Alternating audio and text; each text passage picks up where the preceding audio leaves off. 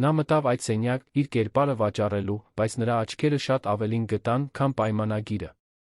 Նա ցանկանում էր նրան որպես մարքեթինգային գործիք, բայց նրա մարմինը խոսում էր մի լեզվով, որը նա չէր սպասում լսել։ Առաջին հայացքի լռության մեջ ինչ-որ այրող բան ծնվեց երկու հոգիների մեջ, որոնք ձացնում էին, թե ոչինչ չեն զգում։ Այդ պահից սկսած յուրաքանչյուր կետ վերածվեց բոլոր կանոնները խախտելու հրավերի։ Հուսով ենք, որ կհավանեք այս պատմության հուզիչ շրջադարձը, ձերը ցույց կտա կյանքի գեղեցկությունը։ Եթե հավանեք, բաժանորդագրվեք մեր ալիքին։ Մի մոռացեք մեզ ասել, թե որտեղից եք դիտում։ Իզաբելա Օհանյանը կենդանի հակադրություն էր Երանի քաոսի մեջ։ 24 տարեկան հասակում, երբ ավարտած միջազգային հարաբերությունների մասնագետ, նա տիրապետում էր 4 լեզուների նույն հեշտությամբ, ինչ շնչում էր, բայց իր շագանակագույն աչքերում կրում էր մի ամաչկոտություն, որը տարբերվում էր նրա սուր խելքից։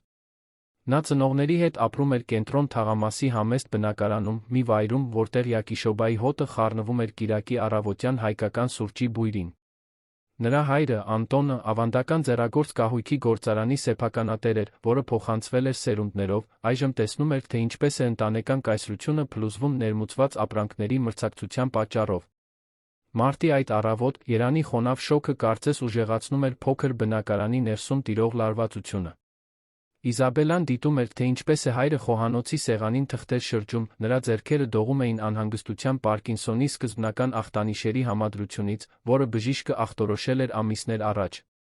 Օհանյանի կահույքը պաշտոնապես սնանկ է, աղջիկս, ասաց Անտոնը խեղդված ձայնով, մինչդեռ Իզաբելայի մայրը Մարթան իր կողքին զսպում էր արցունքները։ 50 տարվա պատմություն վերջացավ։ Իզաբելան խորը շունչ քաշեց։ Պետք է լուծում լինի, հայրիկ։ Ես կարող եմ փորձել այդ աշխատանքը դեսպանատանը, գուցե։ Աղջիկս, բանկերը մեր տունը կվերցնեն։ Եվ քո հոր բուժումը, ընդհատեց Մարթան, չհամարձակվելով ավարտել նախադասությունը։ Նույն քաղաքի մյուս ծայրում Ռաֆայել Մանուկյանը վճռական քայլերով անցնում էր հյուսիսային պողոտայի նորագույն երկնաքերի հայելապատ նախասրահով։ 29 տարեկան հասակում նա հայկական տեխնոլոգիայի հրաշամանուկն էր, Ռմթեք ընկերության հիմնադիրը, որը հեղափոխել էր ազգային ֆինանսական շուկան իր արհեստական բանականության լուծումներով։ Հայկական Ցուկերբերգը, ինչպես նրան անվանել էր Forbes ամսագիրը, գրում էր ոչ միայն միլիարդավոր դրամների կարողության բեռը, այլ մի անցյալի բեռը, որը քչերին էր հայտնի։ Ռաֆայելը մտավ հանդիպումների սենյակ, որտեղ նրան սպասում էին Կացուրո Investments-ի 3 ճապոնացի ղեկավարներ։ Նրա փաստաբան մանկության ընկեր Մարկոս Աբրահամյանը նյարդայնացած էր թվում։ Ներդրողները կասկածներ ունեն ձեր ղեկավարության կայունության վերաբերյալ, Ռաֆայել, բացատրեց Մարկոսը ձախողված հանդիպումից հետո։ Նրանք գնահատում են ավանդույթը, ընտանիքը հարցականի տակ դրեցին ձեր անկայուն անձնական կյանքը, անցյալ տարվա Վանեսայի հետ կապված սկանդալները։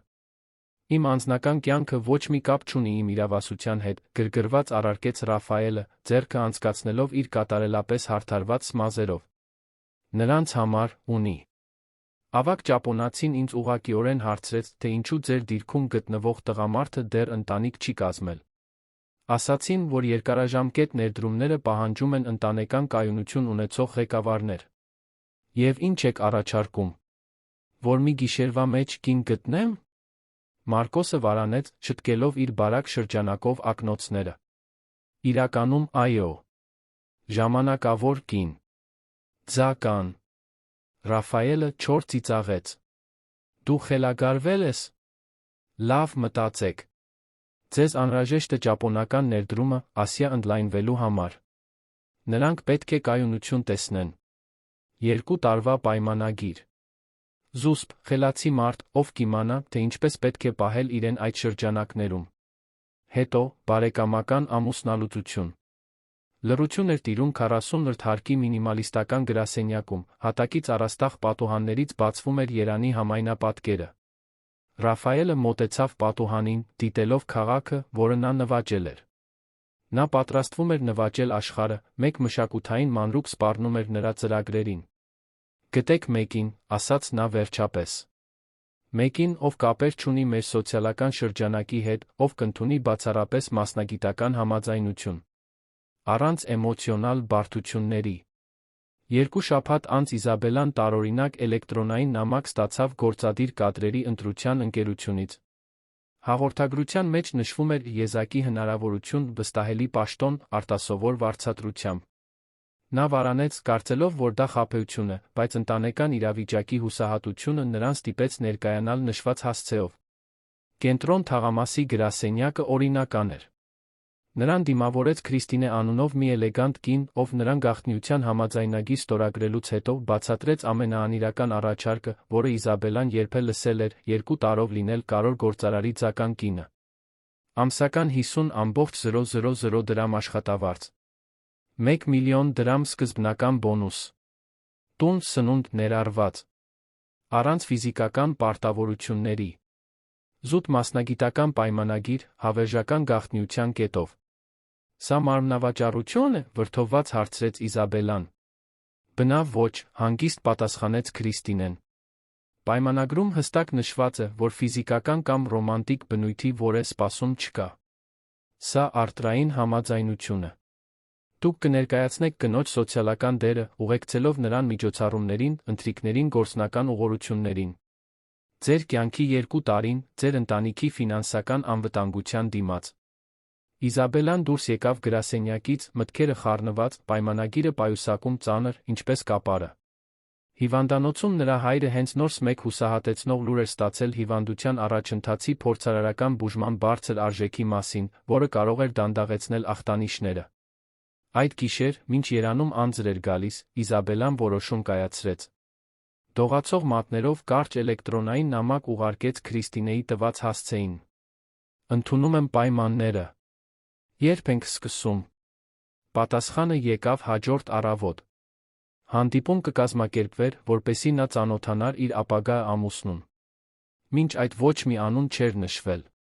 Ռմթեկի գրասենյակը տպավորեց Իզաբելային, բայց ոչ այնքան, որքան այն տղամարդը, ով սպասում էր նրան մասնավոր հանդիպումների սենյակում։ Ռաֆայել Մանուկյանը անձամբ ավելի սարսափելի էր, քան ամսագրերի լուսանկարներում։ Բարձրահասակ, լայն ուսերով, որոնք ընդգծված էին անթերի կտրված կոստյումով, թափանցող կանաչ աչքերով արտահայտությամբ, որը խառնում էր ամբարտավանությունն ու հոգնածությունը։ Օհանյան օրիորդ, ասաց նա, առանց ոտքի կանգնելու կամ ձեռքը մեկնելու։ Մարկոսը ինձ տեղեկացրեց, որ դուք ընդունել եք մեր առաջարկը։ Այո, պարզապես պատասխանեց նա, չնայած նյարդայնությանը, գլուխը բարձր պահելով։ Նախքան առաջ գնալը, ես պետք է համոզվեմ, որ դուք հասկանում եք, թե ինչին եք հստակ համաձայնում։ Սա հեքիաթ չէ։ Սա արտրային պայմանագիր է։ Ռոմանտիկա չի լինի, էմոցիոնալ ներգրավվածություն չի լինի։ Դուք հարմարավետ կյանք կունենաք, բայց կապրեք իմ կանոններով, իմ օրակարգով։ Լիովին հասկանում եմ, պատասխանեց Իզաբելան մի հանգստությամբ, որը չէր զգում։ Ես նույնպես պայմաններ ունեմ։ Ռաֆայելը բարձրացրեց մեկ հոնքը, զարմացած։ Պայմաններ։ Կանխավճարը կօգտագործվի հորս ընկերության պարտքերը մարելու նրա բժշկական բուժումն ապահովելու համար։ Ինձ թույլտվություն է պետք նրանց պարբերաբար այցելելու համար։ Ես ուզում եմ շարունակել իմ հետբուհական ուսումը։ Եվ ուզում եմ մի կետ, որը կերաշխավորի, որ եթե դուք խախտեք համաձայնագիրը, 2 տարվա ամբողջ գումարը կվճարվի։ Թեթ ժպիտ հայտնվեց Ռաֆայելի շուրթերին, առաջինը սենյակ մտնելուց ի վեր։ Տեսնում եմ, որ Քրիստինեն լավ է ընտրել։ Մարկոսը կզբաղվի պայմանագրային փոփոխություններով։ 3 օր անց նրանք ամուսնացան քաղաքացիական հանդիսավոր արարողությամբ։ Մեկ շաբաթ անց Իզաբելան տեղափոխվեց Ռաֆայելի եռահարկ պենթհաուսը Արաբկիր թաղամասում, Երանի ամենաէլիտար թաղամասերից մեկում։ Տեղը հսկայական էր, ցուրտ ու անձնական, ինչպես իր տերը՝ մուգ մարմարներ, մուգ ապակիներ, իտալական դիզայներական կահույք, ժամանակակից տեխնոլոգիաներ յուրաքանչյուր անկյունում։ Տիկին Զելման, միջին տարիքի տնային տնտեսուհին, ով տարիներ շարունակ աշխատում էր Ռաֆայելի մոտ, Իզաբելային ցույց տվեց նրա սենյակը, ընդարձակ սենյակ, հաղթանակի զբոսայգու տեսարանով, ամբողջովին առանձնացված Ռաֆայելի հիմնական սենյակից։ Պարոն Ռաֆայելի կանոնները պարզ են, աղջիկս, բացատրեց տիկին Զելման հյուրընկալ հայկական շեշտադրությամբ, որը հակասում էր միջավայրի սառնությանը։ Սուրճը 6:39, նա դուրս է գալիս 7:15-ին։ Հազվադեպ է վերադառնում ճաշի։ Ընթրիքը 20:00-ին, երբ տանն է։ Չի սիրում անկարգություն, աղմուկ կամ անակնկալներ։ Զգեստապահարանը արդեն համալրված է ձեր չափսի հագուստով տարբեր առիթների համար։ Ես նոր հագուստ չէի խնդրել, մեկնաբանեց Իզաբելան, բացելով զգեստապահարանը տասնյակ դիզայներական հագուստ գտնելու համար, որոնք դեռ պիտակներով էին։ Պարոն Ռաֆայելը ոճաբան է վարձել։ Ասաց, որ ձեր հանրային կերպարը պետք է համահունչ լինի իրենին։ Այդ առաջին գիշեր Իզաբելան մենակ ընթրեց։ Ռաֆայելը հաղորդագրություն ուղարկեց, տեղեկացնելով, որ շտապ հանդիպում ունի։ Նստած ընդարձակ ճաշասեղանի մոտ, որը կարող էր տեղավորել 16 հոգի, սպասարկվում էր լուռ ու արդյունավետ անձնակազմի կողմից, Իզաբելան զգաց իր կայացրած որոշման ծանրությունը։ Նա նայեց իր մատի պլատինե մատանուն, ոսկե բանտ, որը կփրկեր նրա ընտանիքը։ Ավելի ուշ, պառկած եգիպտական սավաններով թագավորական մահճակալին, նա թույլ տվեց իրեն առաջին անգամ լաց լինել պայմանագիրը ստորագրելուց ի վեր։ Հիշեց հոր խոսքերը, երբ նրան պատմեց ճշմարտության խմբագրված տարբերակը, որ Ռաֆայելին հանդիպել էր նետվորքինգի միջոցառման ժամանակ, որ հարաբերությունները արագ էին, բայց ինտենսիվ։ Այս տղան բախտավոր է, որ քեզ է գտել, աղջիկս, ասել էր Անտոնը, արդեն ավելի ուժեղ եռալով թանկարժեք բուժումը սկսելուց հետո, որը Ռաֆայելի գումարն էր ապահովել։ Պարզապես համոզվիր, որ նա քեզ գնահատում է այնպիսին, ինչպիսին կաս, ոչ թե այնպիսին, ինչպիսին երում ես։ Իզաբելան սրբեց արցունքները։ Նա դեր ուներ կատարելու։ Պայմանագիր կատարելու։ Նրա անձնական ամբողջականությունը միակ բանն էր, որ դեռ պատկանում էր նրան, նա այն կպաշտպաներ ամեն գնով։ Նույնիսկ եթե դա նշանակեր ամեն օր ապրել մի տղամարդու հետ, ով նրան տեսնում էր միայն որպես բիզնես ակտիվ, ով, չնայած իր սառնությանը, նրա մեջ արթնացնում էր մի հետաքրքրություն, որը նա չէր համարձակվում խոստովանել։ Հեռախոսը զանգահարեց, ընդհատելով նրա մտքերը։ Դա Ռաֆայելն էր։ Առաջին պաշտոնական միջոցառումը վաղը երեկոյան է։ Ընթրիք ճապոնացի ներդրողների հետ։ Հագեք մուգ կապույտ զգեստը։ Մեքենան 19:09։ Բարի գիշեր, Իզաբելա։ Նա անջատեց հեռախոսը, նախքան նա կկարողանար պատասխանել։ Իզաբելան խորը շունչ քաշեց։ Խաղը սկսվել էր։ Եթե հավանում եք, մեկնաբանեք, թե ինչ կարծիք ունեք մեր զույգի սիրավեպի մասին։ Ճապոնացի ներդրողների հետ ընթրիքը մետրոպոլ հյուրանոցի գագաթին գտնվող էլեգանտ ռեստորանում Իզաբելայի առաջին փորձությունն էր։ Հագած մուգ կապույտ զգեստով, որն ընդգծում էր նրա բաց շագանակագույն մաշկը, շագանակագույն մազերը, նա մտավ մասնավոր սրահ, Ռաֆայելի ձեռքը բռնած, զգալով նրա ափի ջերմությունը իր ձեռքի դեմ, մի փորձված ժեստ, որը ցանկացած դիտորդի համար իրական կթվար։ Հիշիր, շշնջաց Ռաֆայելը նախքան մտնելը, նրանք գնահատում են ավանդույթը։ Մենք կատարյալ զույգ ենք, սիրահարված, բայց սուսպ։ Պարոն Կացուրոն, մոտ 60 տարեկան մի անթերի կեցվածքով տղամարդ, հետաքրքրությամբ դիտեց Իզաբելային, երբ Ռաֆայելը նրանց ներկայացրեց ազատ ճապոներենով։ Իզաբելան քաղաքավարի ժպտաց, բոլորի զարմանքին, պատասխանեց նույն լեզվով, մի արտասանությամբ, որը ճապոնացի գործարարի աչքերը փայլեցրեց։ Ձեր կինը անակնկալների արկղ է, մանուկյան սան, մեկնաբանեց Կացուրոն, երբ նրանք նստեցին։ Որտեղից եք այդքան ազատ ճապոներեն սովորել, տիկին Մանուկյան։ Իզաբելան բացատրեց իր մանկուց ճապոնական մշակույթի հանդեպ իր հիացմունքի մասին, մեծանալով կենտրոն թաղամասում, թե ինչպես էր մասնագիտացել Հայաստան-Ասիա հարաբերություններում համալսարանում սովորելու տարիներին։ Զրույցը բնականon կերպով ընթացավ, Իզաբելան միջամտում էր ճապոներեն, անգլերեն, հայերեն մեկնաբանություններով, ցույց տալով միջազգային էթիկայի խորը գիտելիքներ, որոնք տեսանելիորեն տպավորեցին ներդրողներին։ Ռաֆայելը նրան դիտում էր աճող հետաքրքրությամբ։ Նա սպասում էր, որ նա պարզապես կժպտա կհամաձայնվի, բայց Իզաբելան բնական էլեգանտությամբ էր վարում զրույցը, որին ինքը, իր ամբողջ գործադիր պատրաստվածությամբ, չէր կարող համապատասխանել։ Ընթրիքի ընթացքում, երբ քննարկումը հանգեց ասիական շուկայում տվյալների պաշտպանության կանոնակարգերի շուրջ փակուղու, ներդրումների համար կարևոր կետ, հենց Իզաբելան նրբորեն առաջարկեց այլընտրանքային մոտեցում, հիմնված ճապոնական օրենսդրության վերջին փոփոխությունների վերաբերյալ իր գիտելիքների վրա։ Առաջարկը խմբի կողմից ընդունվեց ոգորությամբ։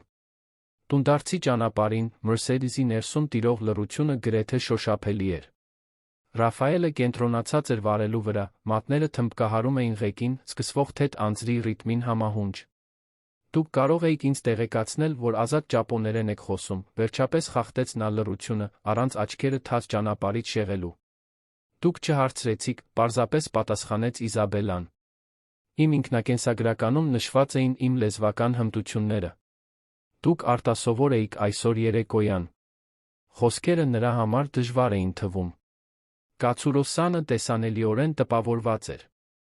Ես պարզապես կատարում եմ պայմանագիրը, ասաց նա, նայելով պատուհանից դեպի Երանի լուսավորված երկնաքերը։ Կեղծ երախտագիտության կարիք չկա։ Ռաֆայելը ամուր սեղմեց ղեկը։ Դա կեղծ երախտագիտություն չէ։ Դա մասնագիտական ճանաչում է։ Դուք լավ աշխատանք եք կատարել։ Երբ նրանք հասան բնակարան, Ռաֆայելը Մարկոսից հաղորդագրություն ստացավ, ճապոնացի ներդրողները նախնական կանաչ լույս էին տվել համաձայնագրին։ Լուրը հիանալի էր, բայց այլ բան էր զբաղեցնում Ռաֆայելի միտքը, երբ նա դիտում էր, թե ինչպես է Իզաբելան լուր գնում իր սենյակ։ Հաջորդ շաբաթներին հանրային ելույթների տեմպն ակտիվացավ։ Բարեգործական երեկույթներ, կորպորատիվ կոկտեյլներ, ընթրիքներ քաղաքական գործիչների գործարարների հետ։ Իզաբելան հարմարվում էր յուրաքանչյուր միջավայրին, ինչպես քամելեոնը, միշտ զուսպ, բայց հիշարժան, առանց ակնհայտ ջանքերի նվաճելով երկրպագուներին, բայց մնալով անհասանելի հենց այնպես, ինչպես պահանջում էր պայմանագիրը։ Տանը, սակայն, դինամիկան այլ էր։ Ռաֆայելն ու Իզաբելան հազվադեպ էին հանդիպում։ Նա դուրս էր գալիս նախքան նա արթնանալը, հաճախ վերադառնում էր, երբ նա արդեն քնած էր։ Համատեղ ճաշերը հազվադեպ էին լի անհարմար լռություններով, որոնք ընդհատվում էին միայն օրակարգի պլանավորումներով կամ ապագա միջոցառումների վերաբերյալ ցուցումներով։ Տիկին Զելման, տնային տնտեսուհին, ամեն ինչ դիտում էր իր իմաստուն աչքերով։ Մի առավոտ, երբ նա սուրճ էր մատուցում Իզաբելային տերասում, անզգուշորեն մեկնաբանեց. Ռաֆայել տղան երբեք ոչ ոքի այստեղ ապրելու չի բերել, գիտեք։ Նույնիսկ այն հեռուստատեսային աղջկան, ում հետ նա հայտնվում էր թերթերում։ Իզաբելան աչքերը բարձրացրեց իր գրքից։ Տիկին Զելմա, պետք չէ ինձ ստիպել հատուկ զգալ։ Ես հստակ գիտեմ, թե ինչպիսի պայմանավորվածություն ունենք։ Տիկինը խորհրդավոր ժպտաց։ Գիտեմ, որ գիտեք, աղջիկս։ Պարզապես հետաքրքիր է, թե ինչպես է նա փոխել որոշ սովորություններ ձեր գալուց հետո։ Ավելի շատ է ընտրում տանը։ Գնել է այն խոլորձները, որոնցով հիացել էիք անցյալ շաբաթ։ Նույնիսկ ինձ հարցրեց, թե որն է ձեր սիրելի ուտեստը։ Իզաբելան փորձեց անտեսել դեմքին զգացվող թեթ ջերմությունը։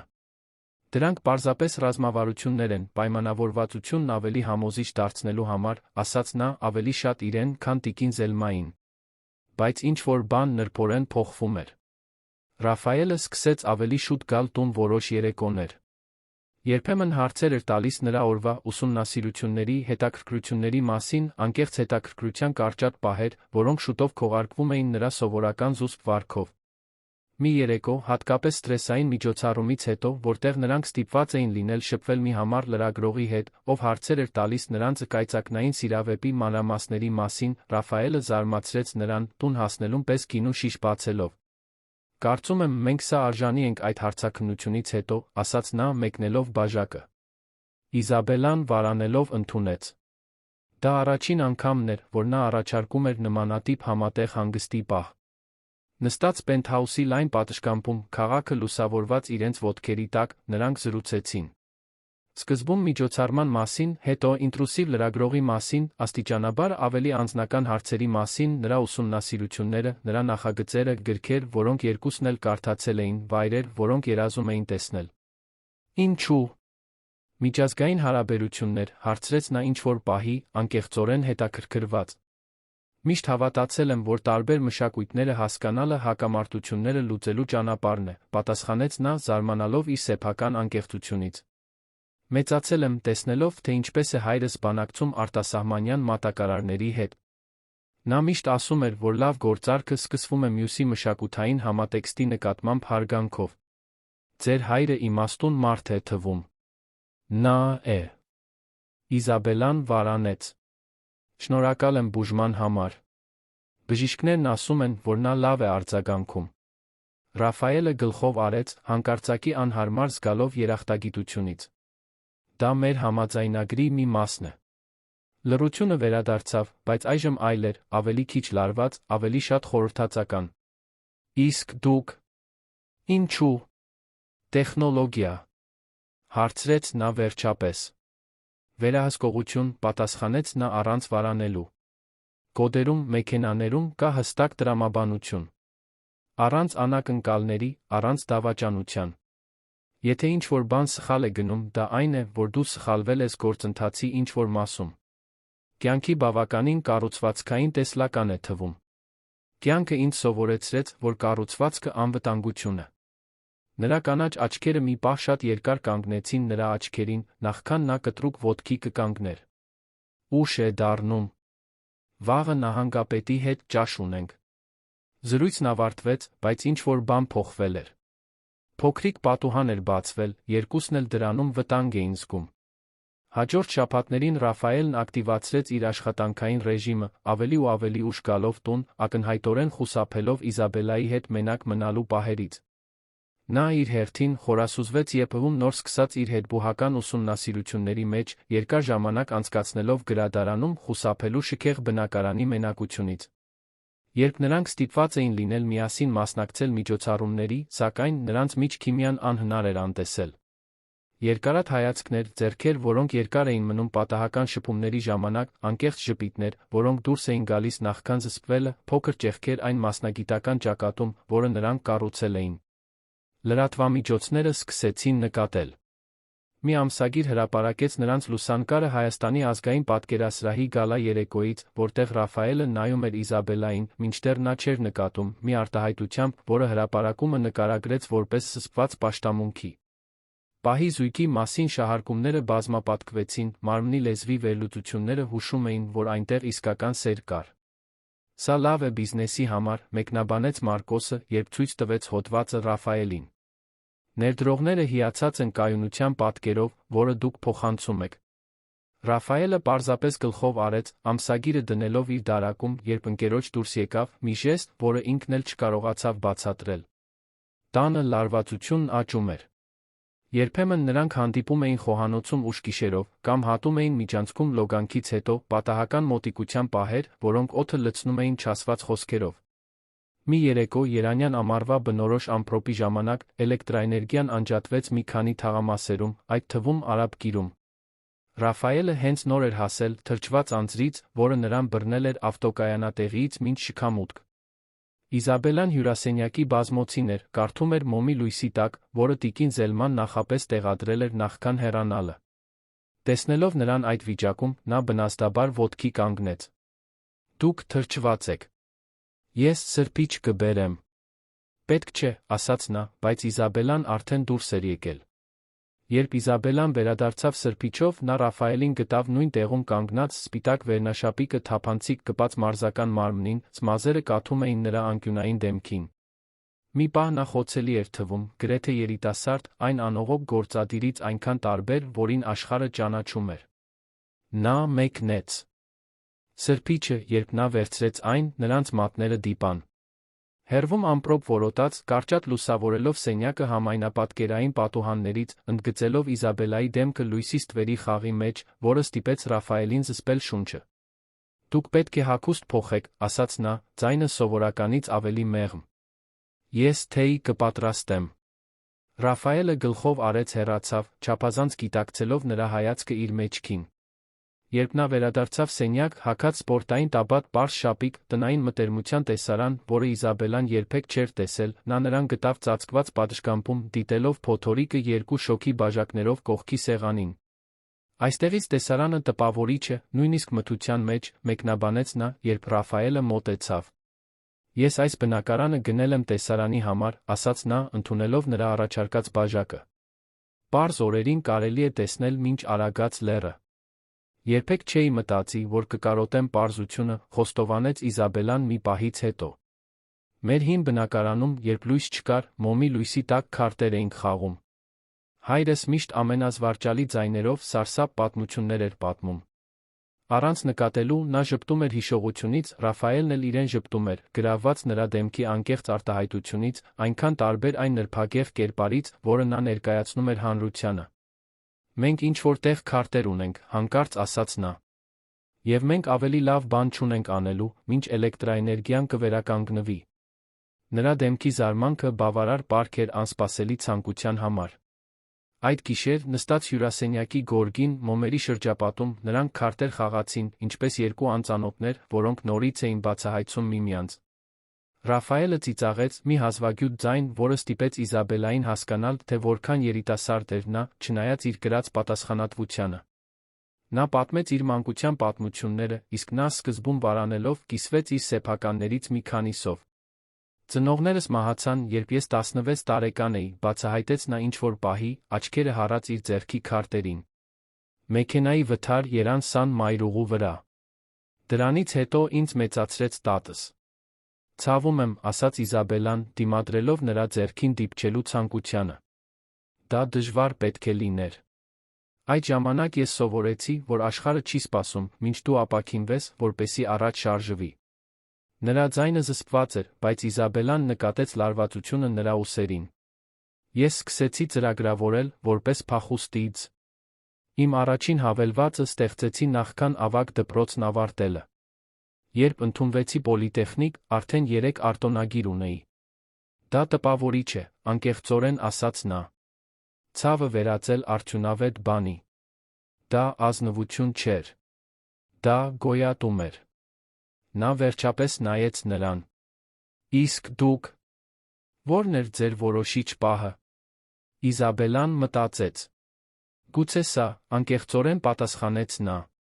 Թողնել ամեն ինչ, ինչ գիտեի, որպեսզի փրկեմ իմ ընտանիքը։ Բացահայտել, որ ես կարող եմ ավելի հարմարվող լինել, քան պատկերացնում էի։ Ինչ-որ բան անցավ նրա աչքերով, գուցե մեղքի ստվեր, նախքան Ռաֆայելը հայացքը կշեղեր։ Դուք ավելի լավ ընտրության արժանի էիք, ասաց նա ցածր ձայնով, գրեթե իրեն։ Նախքան նա կկարողանար պատասխանել, լույսերը հանկարծակի վերականգնվեցին, ցրելով նրան ստեղծած մտերմիկ մթնոլորտը։ Ռաֆայելը ոտքի կանգնեց, արդյունավետորեն հավաքելով քարտերը։ Ավելի լավ է հանգստանանք։ Վաղը Գյումրիում գործարան այցելություն ունենք։ Եվ այսպես, պահն անցավ։ Բայց ինչ-որ բան հիմնովին փոխվել էր նրանց միջ, փոխադարձ ըմբռնում, որը գերազանցում էր նրանց թղթի վրա միացնող պայմանագիրը։ Այդ գիշեր Իզաբելան պառկեց, մտածելով Ռաֆայելի ձեռքերի, նրա ժպիտի հազվագյուտ կորության, ծնողների մասին խոսելիս նրա աչքերի պահի խոցելիության մասին։ Վտանգավոր մտքեր նրա դիրքում գտնվող մեկի համար։ Իր սենյակում Ռաֆայելը դիտում էր այժմ հեռացող փոթորիկը, գիտակցելով մի անհարմար ճշմարտություն։ Այն կինը, ում նա բերել էր իր կյանք որպես մասնագիտական լուծում, դառնում էր շատ ավելի բարդ, պոտենցիալ կործանարար։ Պայմանագրում հստակ նշված էր. ցանկացած էմոցիոնալ ներգրավվածություն հանդիսանում է պայմանների խախտում անմիջական խզում։ Սառը խոսքեր մի զգացմունքի համար, որը սկսում էր ջերմացնել նրա կուրծքը, ընդդեմ իր կամքի։ Գարունը նուրբ փոփոխություններ բերեց մանուկյան զույգի առօրյային։ Ռաֆայելը սկսեց ավելի շատ ընթրել տանը։ Իզաբելան սկսեց իր կարդացած գրքերը մոռանալ ռազմավարականորեն տանը, փոքրիկ պատուհաններ իր մտքի համար, որոնք նա գաղտնիորեն ուսումնասիրում էր։ Ուրբաթ երեկոները նախկինում լի սոցիալական միջոցառումներով աստիճանաբար վերածվեցին հանգիստ ընթրիքների պենթհաուսում, որին հաջորդում էին ֆիլմեր կամ երկարած զրույցներ պատշգամբում։ Նրանք երբեք չէին խոսում այդ փոփոխությունների մասին։ Երբեք չէին ճանաչում, որ նրանք, քիչ առ քիչ, կառուցում էին մի բան, որը վտանգավոր կերպով նման էր իրական կյանքի։ Սեպտեմբերի կեսերին Ռաֆայելը Իզաբելային զարմացրեց անսպասելի հրավերով։ Հաջորդ շաբաթ պետք է գնանք Սիլիկոնային հովիտ։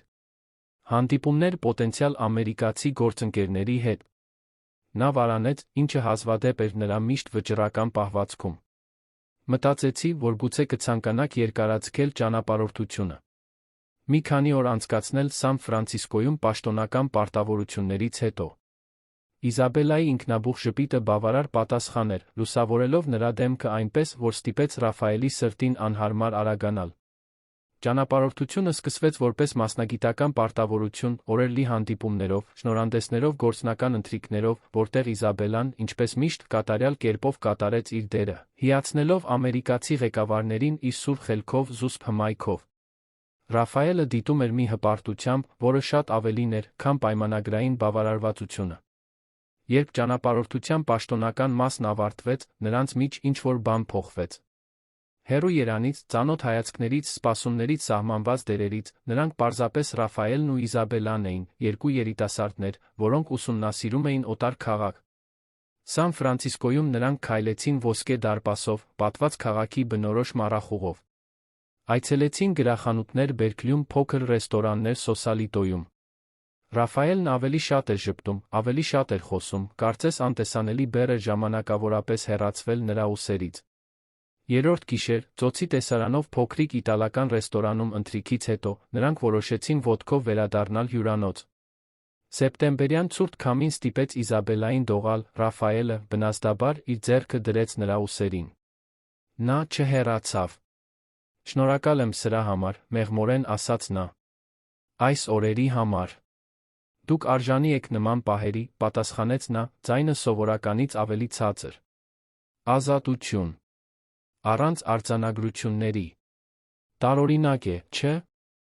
Ինչպես ենք կարողանում ավելի շատ լինել ինքներս մեզ, ծածնելով, թե ուրիշ մարդիկ ենք։ Նա նայեց նրան, զարմացած դիտարկման ճշգրտությունից։ Դուք միշտ կարողանում եք տեսնել շերտերի միջով։ Մասնագիտորեն։ Մարզված հասկանալու մշակույթներն ու մարդկանց, կատակեց նա, բայց նրա աչքերը լուրջ մնացին։ Բայց դուք, Ռաֆայել, դուք ամենաբարդ հանելուկն եք, որին երբե հանդիպել եմ։ Նա դադարեց քայլել, շրջվելով, ամբողջությամբ դեմ առ դեմ կանգնելու նրան։ Լուսավորման սյուների մեղմ լույսի ներքո, քամուց թեթակի անհարդարված մազերով քաղաքի լույսերը արտացոլող փայլուն աչքերով, Իզաբելան ավելի իրական, ավելի կենդանի էր թվում, քան ցանկացած մարդ, ում նա երբե ճանաչել էր։ Ես բարդ չեմ, ասաց նա վերջապես։ Պարզապես զգույշ։ Նորից վնասվելուց վախենում եք։ Հարցը կախված էր նրանց միջ, վտանգավոր իր ուղիղ պարզությամբ։ Ռաֆայելը զգաց նահանջելու, իր պաշտպանությունը բարձրացնելու ծանոթ ցանկությունը։ Բայց ինչ-որ բան այդ պահին, գուցե տանից հեռավորությունը, գուցե ընթրիքի գինին, գուցե պարզապես այնպես, ինչպես նա նայում էր նրան, ստիպեց նրան մնալ։ Այո, խոստովանեց նա, խոսքը գրեթե քամուց տարվեց։ Իզաբելան մեկ քայլ առաջ արեց, վերացնելով նրանց միջ եղած տարածությունը։ Նրա ձեռքը դիպավ նրա դեմքին, այնքան անսպասելի ժեստ, որ Ռաֆայելը սառեց։ Շնորհակալ եմ անկեղծության համար, շշնջաց նա։ Այն, ինչ տեղի ունեցավ հաջորդը, անխուսափելի էր թվում, ինչպես մակընթացությունը։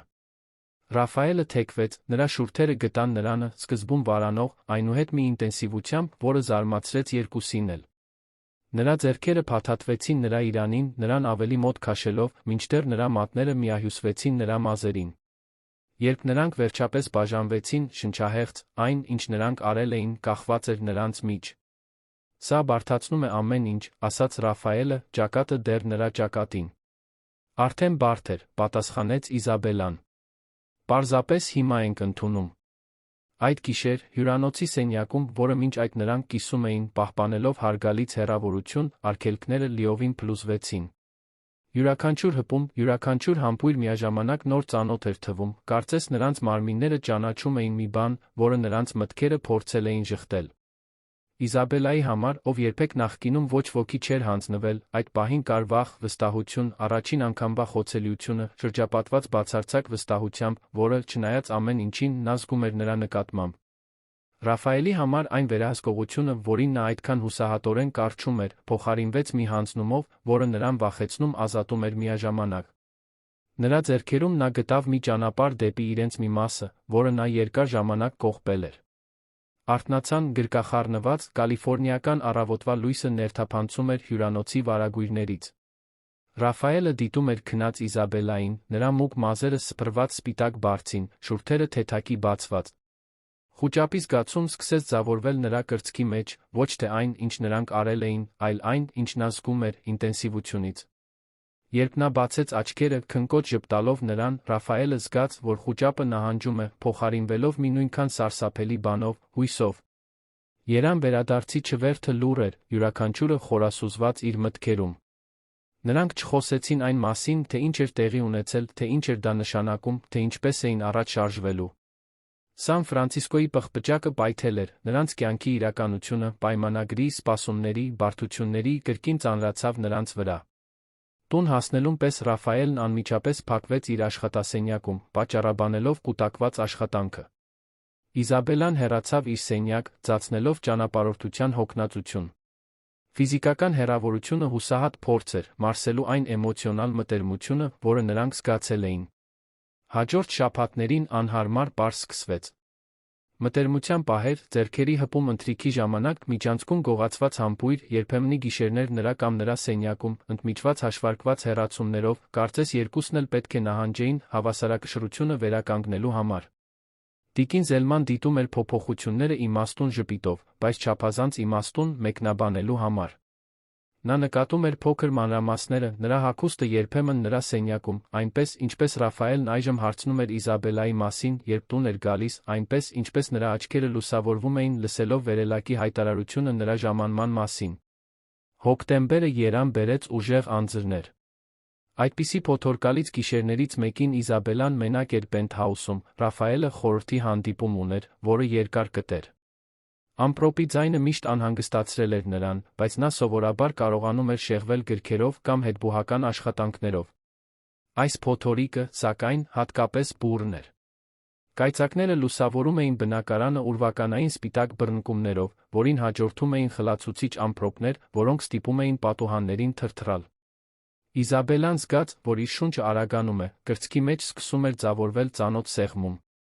Դեռահասությունից ի վեր նա երբեմն տառապում էր խուճապի նոպաներից, հատկապես ուժեղ փոթորիկների ժամանակ, մանկության վթարի հետ կապված տրավմա, որը նա երբեք լիովին չէր հաղթահարել։ Սովորաբար նա կարողանում էր վերահսկել ախտանիշները շնչառական տեխնիկայով, բայց այս անգամ անհանգստությունը լիովին տիրեց նրան։ Նստած հյուրասենյակի հատակին, մեջքը պատին հենած, Իզաբելան հուսահատորեն փորձում էր շունչը վերականգնել։ Նրա տեսողությունը սկսեց մտնել եզրերից, սիրտը այնքան ուժեղ էր բաբախում, որ թվում էր, պատրաստ է պայթել իր կրծքից։ Նա չլսեց վերելակի դռան բացվելը, ոչ էլ արագ քայլերը միջանցքում։ Հանկարծ Ռաֆայելը նրա դիմաց ծնկաչոք էր, դեմքը անհանգստության դիմակ։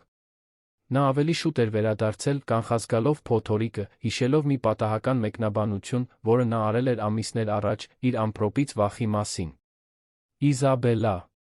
նայիր ինձ, հաստատորեն ասաց նա, բռնելով նրա ձեռքերը։ Շնչիր ինձ հետ։ Դանդաղ։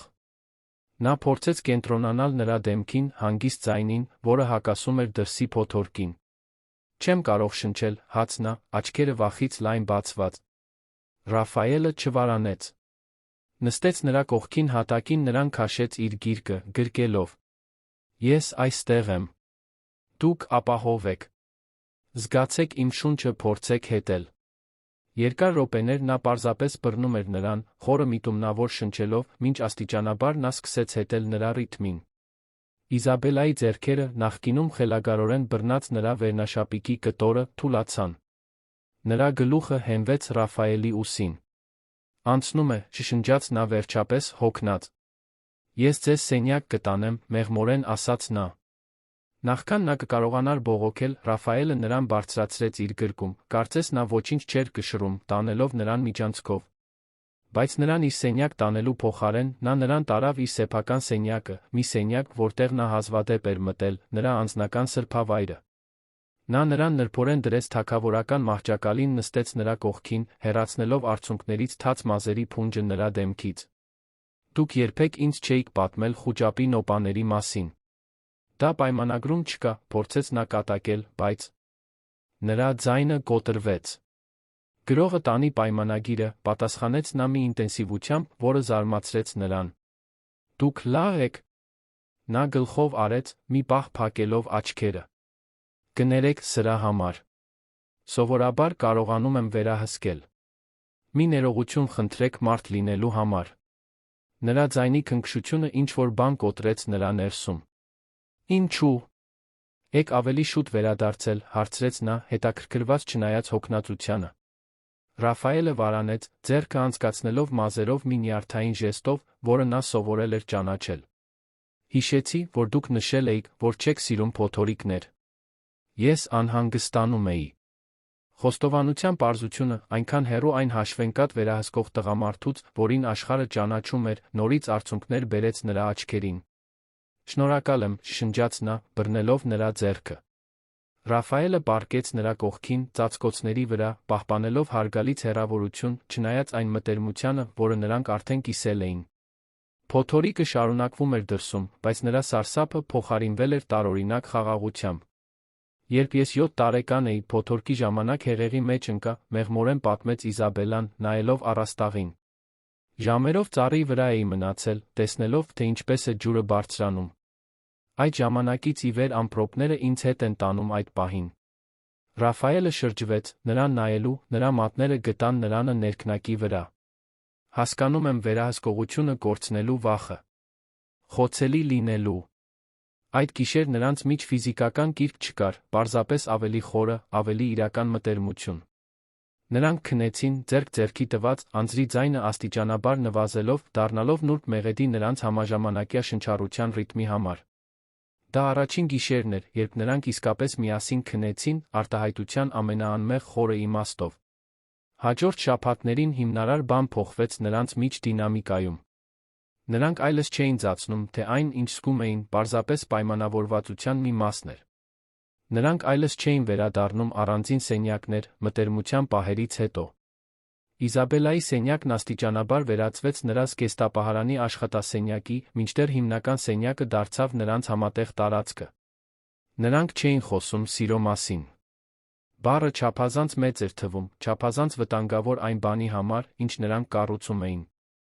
Բայց դա այնտեղ էր, փոքր ժեստերում։ Ռաֆայելը թեյ էր բերում Իզաբելային, երբ նա ուշ էր սովորում։ Նա գրառումներ էր թողնում նրա աշխատանքային թղթապանակում։ Այնպես, ինչպես նրանք այժմ բնականաբար փնտրում էին միմյանց հպումը, նույնիսկ երբ ոչ ոք չկար տպավորելու։ Նոյեմբերը եկավ անսովոր շոգով երանյան գարնան համար։ Իզաբելան սկսեց իրեն տարօրինակ կերպով հոգնած զգալ, հոգնածությունը վերագրելով հետբուհական կրթության կիսամյակի ավարտին տարեվերջյան տոների մոտենալուն պես ակտիվացած սոցիալական օրակարգին։ Առաջինը կասկածեց տիկին Զելման, նկատելով, թե ինչպես էր Իզաբելան հազիվ շոշափում նախաճաշը, բայց կեսօրին մրգեր էր ուտում, ինչպես նրա դեմքը երբեմն գունատվում էր որոշակի հոտերից։ Աղջիկս, մեկնաբանեց տնային տնտեսուհին մի կեսօր, երբ Իզաբելան հանկարծակի վատ զգալուց հետո հանգստանում էր բազմոցին, դուք արդեն հաշվել եք ձեր օրացույցը։ Հարցը ստիպեց Իզաբելային սառչել։ Ոչ, նա չէր հաշվել։ Նա չէր նկատել ուշացումը, չափազանց զբաղված ակադեմիական աշխատանքներով, սոցիալական միջոցառումներով։ Նա չէր դիտարկել այն հնարավորությունը, որն այժմ հստակորեն ներկայացվում էր նրա առջ։ Նա խնդրեց տիկին Զելմային դեղատնից թեստ գնել, ի վիճակի չլինելով դիմակայել հետաքրքրասեր հայացքներին, եթե ինքը գնար։ Երբ տնային տնտեսուհին վերադարձավ, Իզաբելան դողացող ձեռքերով փակվեց լոգարանում։ 2 րոպեն երբեք այդքան երկար չէր թվում։ Երբ երկու վարդագույն գծերը հայտնվեցին, հստակ վերջնական, Իզաբելան նստեց սառը հատակին, մի ձեռքը բերանին, մյուսը բնազդաբար դեռ հարթ որովայնին։ Հըյվի։ Բառը արձագանքեց նրա մտքում, վերածվելով վերացական հասկացությունից կոնկրետ իրականության, նրա ներսում աճող կյանքի, նրա Ռաֆայելի ներսում։ Մի երեխա, որը ծրագրերում չկար, որը պայմանագրի մաս չէր, որը բարդացնում էր ամեն ինչ։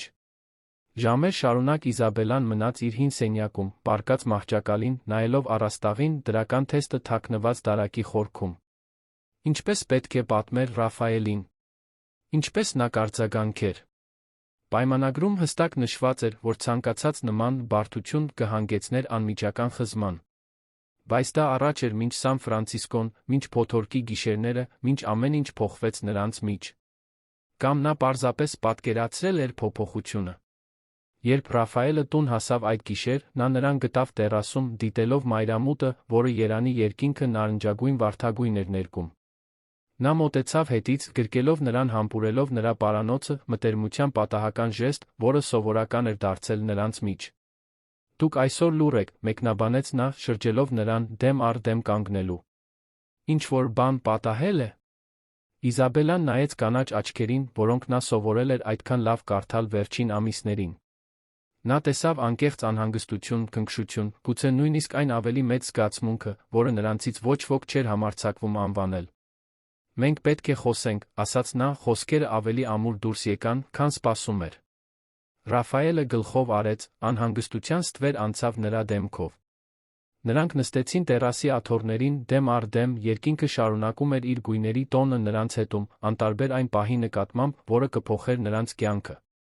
Ես հղի եմ, պարզապես ասաց Իզաբելան, առանց շեղվելու, աչքերը հառած նրանին։ Աշխարհը կարծես կանգ առավ մի ակնթարթ։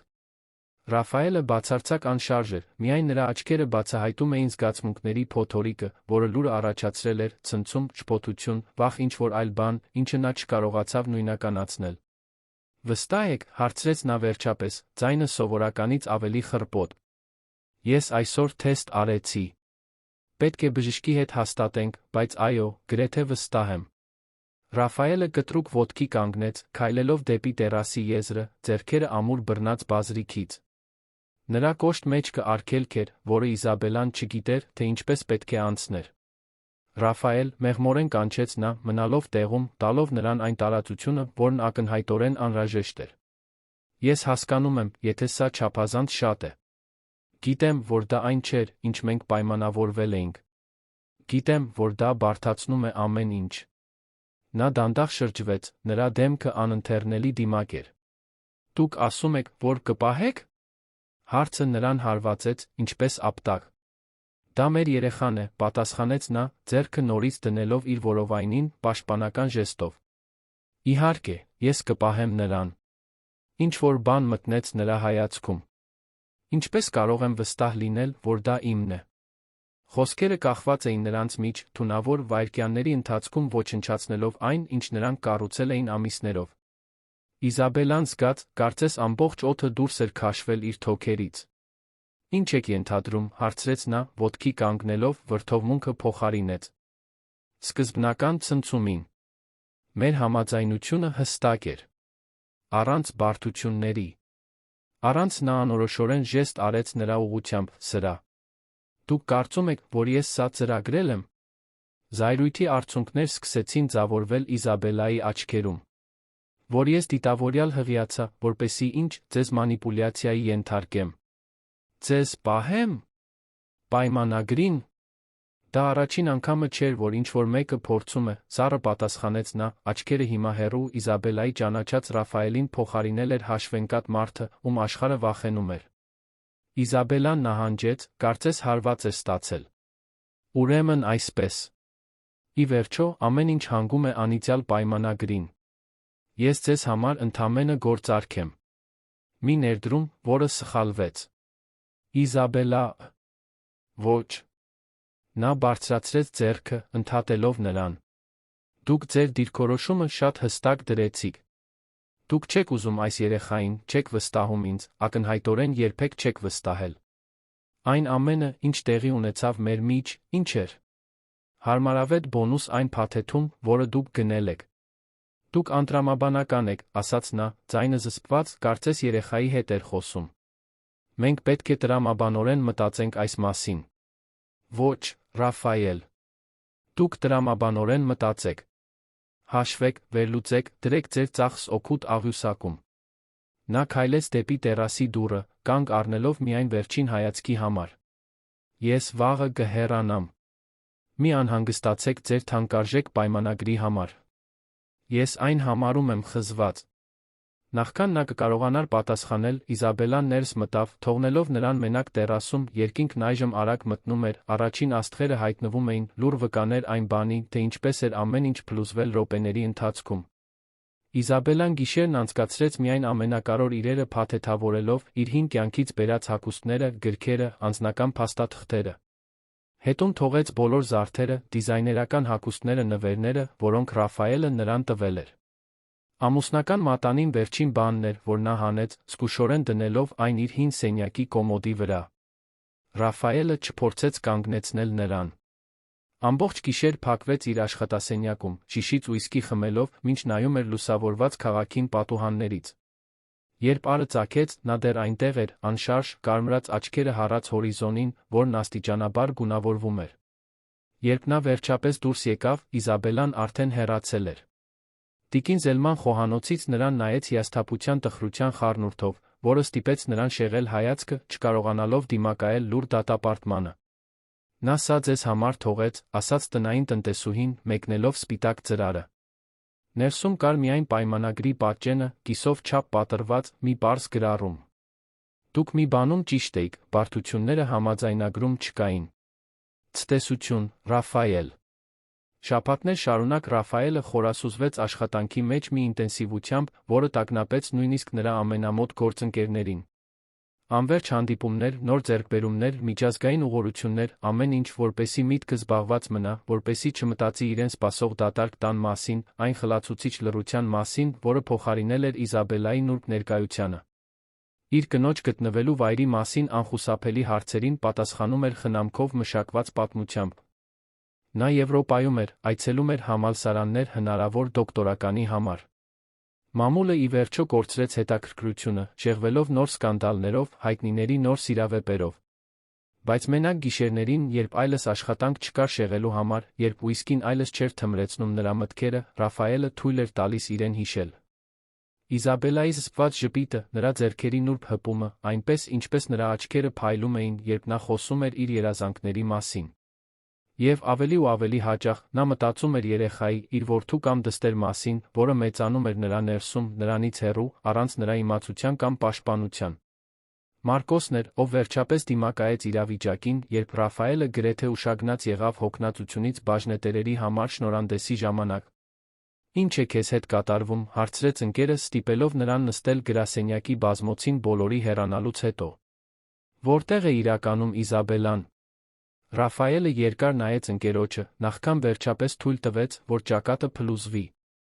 Նա հեռացավ։ Ես նրան հեռացրի։ Հաջորդ րոպեներին նա պատմեց ամեն ինչ, հարաբերությունների զարգացումը պայմանագրից դուրս, հղիությունը, իր իմպուլսիվ մեղադրանքները, նրա հեռանալը։ Դուք նրան մեղադրեցիք դիտավորյալ հղիանալու մեջ, անհավատորեն հարցրեց Մարկոսը։ Նույն կինը, ով հրաժարվեց ընդունել ձեր առաջարկած զարդերը։ Ով ամսական աշխատավարձի կեսը առանց աղմուկի նվիրաբերեց բարեգործական կազմակերպություններին։ Ով պնդեց պահել անկախ թարգմանչի աշխատանքը, իր սեփական գումարն ունենալու համար։ Յուրաքանչյուր հարց դանակի պես էր, բացահայտելով նրա կասկածների անտրամաբանականությունը, նրա արձագանքի անհեթեթությունը։ Ես հիմարի պես վարվեցի, խռպոտ ձայնով խոստովանեց Ռաֆայելը։ Դա բնազդային էր։ Երբ Վանեսան ինձ ասաց, որ հղի է 2 տարի առաջ։ Եվ հետո մենք պարզեցինք, որ դա սուտ էր, այն խարդախության մի մասը, որը նա փորձել էր կատարել, ավարտեց Մարկոսը։ Բայց Իզաբելան Վանեսան չէ։ Դուք դա գիտեք։ Հիմա գիտեմ։ Ռաֆայելը ձեռքերը անցկացրեց իր հոգնած դեմքով։ Բայց արդեն ուշ է։ Որտեղ է նա։ Չգիտեմ։ Նա պարզապես անհետացավ։ Մարկոսը երկար դիտեց ընկերոջը։ Դուք սիրում եք նրան, չէ՞։ Հարցը կախված էր օդում, պահանջելով մի անկեղծություն, որը Ռաֆայելը շաբաթներ շարունակ ժխտում էր իրեն։ Այո, պատասխանեց նա վերջապես, բառն այնքան պարզ, այնքան կործանարար իր ճշմարտությամբ։ Սիրում եմ։ Ապա գտեք նրան, պարզապես ասաց Մարկոսը։ Ներողություն խնդրեք։ Աղերսեք, եթե անհրաժեշտ է։ Նա երբեք ինձ չի ների։ Հավանաբար ոչ, ընկերը համաձայնեց դաժան անկեղծությամբ։ Բայց դուք պարտք եք դա նրան։ Եվ ձեր որդուն։ Այդ զրույցը նշանավորեց Ռաֆայելի համար երկակի ճանապարհորդության սկիզբը, Իզաբելային որոնելը, միաժամանակ իրեն որոնելը։ Նա վարձեց մասնավոր հետախույզներ, բայց հանձնարարեց նրանց միայն գտնել նրան, առանց միջամտելու նրա կյանքին։ Մինույն ժամանակ առաջին անգամ նա դիմեց մասնագիտական օգնության Մարկոսի կողմից առաջարկված հոգեբանի, ով մասնագիտացած էր տրավմաների հարաբերությունների մեջ։ Նիստերը ցավոտ էին։ Ռաֆայելը ստիպված էր դիմակայել ճշմարտություններին, որոնք նա թաղել էր տարիներով։ Մանկության տարիներին մոր կողմից լքվելը, ով թողել էր ընտանիքը մեկ այլ տղամարդու համար, երբ նա ընդամենը 8 տարեկան էր։ Հոր իրեն մեծացրած տատի ողբերգական կորուստը։ Վանեսայի դավաճանությունը, ով սեր էր ծածրել միայն ավելի ուշ շորթելու համար։ Անվստահության վերահսկողության օրինաչափություններ, որոնք ձավորել էին նրա աշխարհայացքն ու հարաբերությունները։ Դուք կայսրություն կառուցեցիք, որպեսզի այլս երբեք խոցելի չզգաք, դիտարկեց դոկտոր Պողոսյանը հատկապես ինտենսիվ նիստի ժամանակ։ Բայց դուք ձեզ մեկուսացրեցիք դրա ներսում։ Իզաբելան մուտք գտավ։ Խոստովանեց Ռաֆայելը։ Եվ դա ինձ սարսափեցրեց։ Մինչ նա դիմակայում էր իր ներքին դերին, հետաքննությունները վերջապես արդյունք տվեցին։ Իզաբելան տեղափոխվել էր Դիլիջան, Տավուշի մարզի մի փոքրիկ պատմական քաղաք, որը հայտնի էր իր գաղութային ճարտարապետությամբ հանգիստ մթնոլորտով։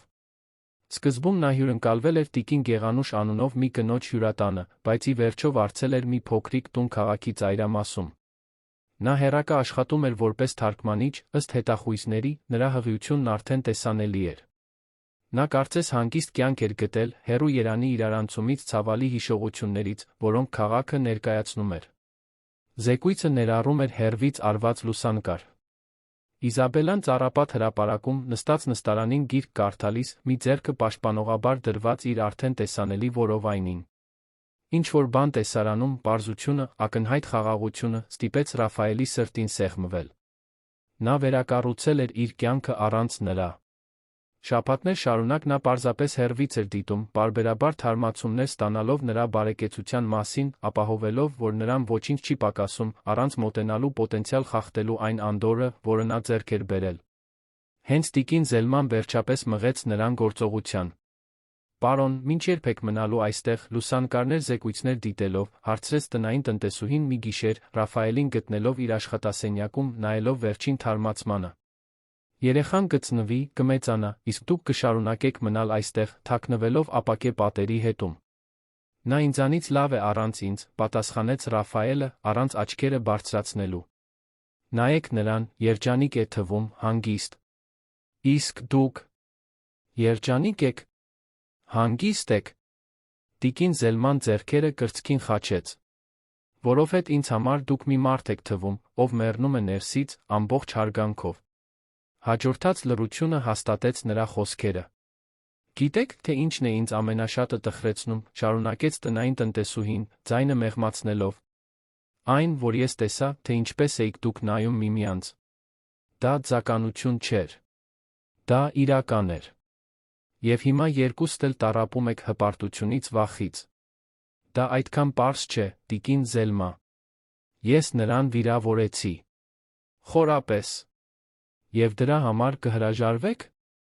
Այն Ռաֆայել տղան, ում ես ճանաչում էի, ով կայսրություն էր կառուցել ոչնչից, այդքան հեշտությամբ չէր հրաժարվի»։ Նա քայլեց դեպի դուռը, կանգ առնելով միայն վերջին դիտարկման համար։ «Ձեր որդին կամ դուստրը արժանի է ճանաչել իր հորը, չեք կարծում։ Նույնիսկ եթե այդ հայրը սխալներ է գործել»։ Տիկին Զելմայի խոսքերը օրեր շարունակ արձագանքում էին Ռաֆայելի մտքում։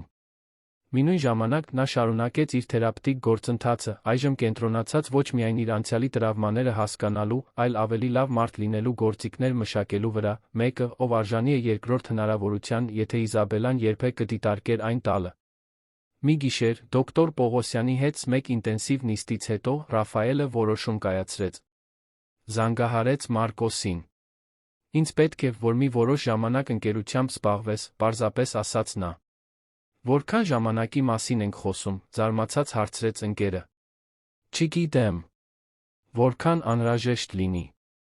2 շաբաթ անց Ռաֆայելը կայանեց իր մեքենան, ոչ թե Երանի շքեղ Մերսեդեսը, այլ սովորական, զուսպ մոդել Դիլիջանի կենտրոնական հրապարակում։ Փոքրիկ հայկական քաղաքը, իր սալահատակ փողոցներով, գունավոր գաղութային տներով, կարծես այլ ժամանակաշրջանից էր։ Նա լավ էր պատրաստվել այս պահին, բայց հիմա, երբ այնտեղ էր, իրեն լիովին կորած էր զգում։ Չկար բիզնես ռազմավարություն, չկար հետելու սցենար, նվաճելու մեկին, ով ուներ բոլոր պատճառները նրան ատելու համար։ Նա հյուրընկալվեց կենտրոնին մոտ պարզ հյուրատանը, գրանցվելով որպես Ռիկարդո Մոնտեյրո, օգտագործելով այլընտրանքային ինքնության օրինական փաստաթղթեր, որոնք պահում էր անվտանգության հարցերով։ Նա չէր ցանկանում, որ իր ներկայությունը անմիջապես ուշադրություն գրավեր։ Նրան ժամանակ էր պետք հասկանալու քաղաքը, մարդկանց, այն աշխարհը, որը Իզաբելան ընտրել էր իր երեխայի համար։ Առաջին օրերին Ռաֆայելը պարզապես հեռվից էր դիտում, երբեմն տեսնելով նրան կենտրոնական հրապարակով անցնելիս դեպի փոքրիկ քաղաքային գրադարան, կամ նստած անկյունի հանգիստ սրճարանում, աշխատելով իր նոութբուքով։ Նրա որովայնն այժմ ուռած էր, առնվազն 6 ամիս, նա գնահատում էր։ Տեսարանը առաջացնում էր խառը զգացմունքներ, մեղքի զգացում այս ընթացքում բացակայելու համար, անորոշ ապագայի վախ, բայց նա տարօրինակ ուրախություն, տեսնելով այն բանի ֆիզիկական ապացույցը, ինչ նրանք երկուսն էլ ստեղծել էին։ Ռաֆայելն արագ հասկացավ, որ Դիլիջանը, չնայած իր փոքր չափերին, զգալի խնդիրներ ուներ։ Տեղական փոքր առողջապահական միավորը անբավարար էր սարքավորված, տագնապալի փաստ, հաշվի առնելով Իզաբելայի հղիության առաջացած փուլը։ Քաղաքապետարանի դպրոցը գործում էր հին շենքում, որը շտապ վերանորոգման կարիք ուներ։ Քաղաքի միակ մանկապարտեզը գերբնակեցված էր, սպասման երկար ցուցակով։ Այդ ժամանակ մի գաղափար սկսեց ձևավորվել։ Ռաֆայելը չէր կարող պարզապես հայտնվել Իզաբելայի կյանքում, ներում կամ երկրորդ հնարավորություն պահանջելով։ Խոսքերը դատարկ կլինեին այն բանից հետո, ինչ նա արել էր։ Բայց գործողությունները, կոնկրետ գործողություններ, որոնք կօգտակար լինեին ոչ միայն նրան, այլ այն համայնքին, որը նրան ընդունել էր, գուցե կարող էին ցույց տալ, որ նա փոխվել է, որ պատրաստ է լինել այս պարզ աշխարհի մի մասը, որը նա ընտրել էր։ Օգտագործելով իր այլընտրանքային ինքնությունը, հեռավոր կապերը, Ռաֆայելը սկսեց ներդրումներ կատարել քաղաքում, միշտ կուլիսների հետում, միշտ բացարձակ զուսպ։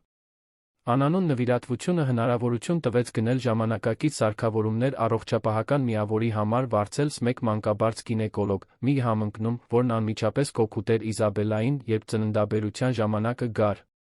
Դպրոցը լիովին վերանորոգվեց երկարատ տոնի ընթացքում, պատճառաբանությամբ, որ կրթական հիմնադրամը Դիլիջանն ընտրել էր փորձնական նախագծի համար։ Մանկապարտեզը ընդլայնվեց, դրա տարածքը կրկնապատկվեց, անձնակազմը մեծացավ։ Յուրաքանչյուր նախագծում Ռաֆայելն անձամբ էր աշխատում, հաճախ քողարկված որպես խորհրդատու կամ կամավոր։ Նա, ով երբեք ձեռքերը ֆիզիկական աշխատանքով չէր կեղտոտել, այժմ օգնում էր դպրոցի պատերը ներկել, մանկապարտեզի համար մահճակալներ հավաքել, նոր մանկական գրադարանը կազմակերպել։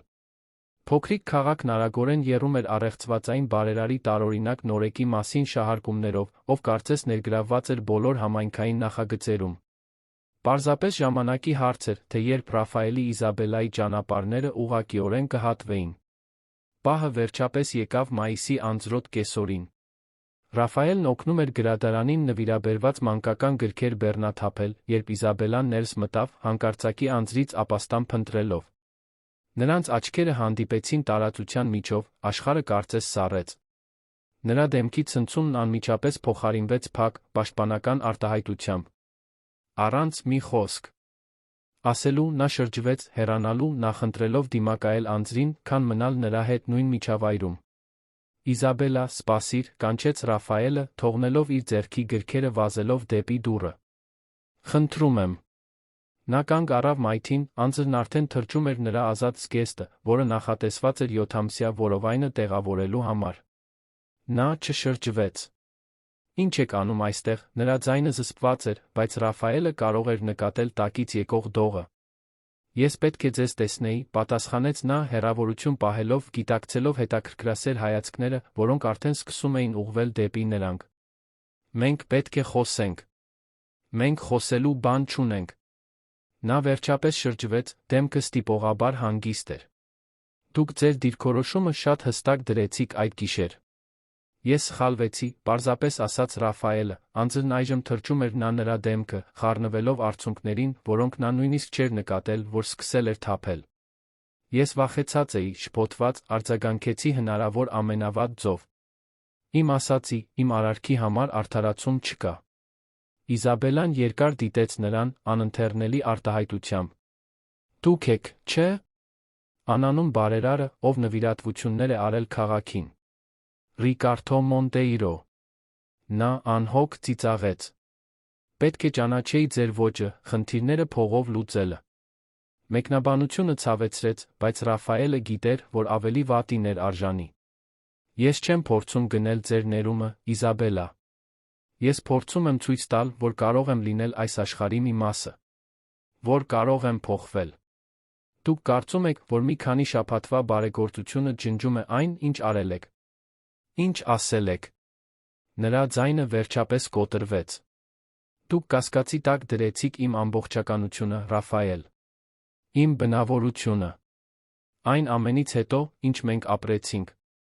Գիտեմ, որ չեմ արժանի ձեր ներմանը, ասաց նա, վարանող քայլ անելով դեպի նա։ Ես չեմ խնդրում վերադառնալ իմ կյանք։ Ես պարզապես ուզում եմ հնարավորություն ունենալ ներկա լինել մեր որդու կյանքում։ Լինել ներկա հայր, նույնիսկ եթե հեռվից։ Նա վարանեց։ Եվ գուցե, ժամանակի ընթացքում, դուք գոնե չկարողանաք ատել ինձ։ Նրա խոսքերի խոցելիությունը, այնքան տարբեր այն վերահսկող սառը մարդուց, ում նա ճանաչել էր սկզբում, ինչ-որ բան փոխեց Իզաբելայի արտահայտության մեջ։ Ես ձեզ չեմ ատում, Ռաֆայել, ասաց նա վերջապես, ձայնը թեթակի մեղմացնելով։ Պարզապես չեմ վստահում ձեզ։ Եվ չգիտեմ, թե արդյոք երբե նորից կվստահեմ։ Նախքան նա կկարողանար պատասխանել, հանկարծակի կծկումը ստիպեց Իզաբելային թեթակի կռանալ, հենվելով մոտակա պատին։ Ինչ եղավ։ Ամեն ինչ լավ է։ Տագնապած հարցրեց Ռաֆայելը, բնազդաբար մոտենալով օգնելու նրան։ Ես լավ եմ, պատասխանեց նա, խորը շունչ քաշելով։ Պարզապես Բրեքսթոն Հիքսի կծկում։ Նորմալ է այս փուլում։ Այնուամենայնիվ, նրա դեմքի անկեղծ անհանգստությունը ավելի շատ էր ազդում նրա վրա, քան կցանկանար խոստովանել։ Անձրն այժմ ավելի ուժեղ էր գալիս, Իզաբելան դողաց սառը քամուց, որն ուղեկցում էր փոթորիկին։ Դուք պետք է դուրս գաք այս անձրից, ասաց Ռաֆայելը, անհանգիստ տոնով։ Թույլ տվեք գոնե ձեզ տուն տանեմ։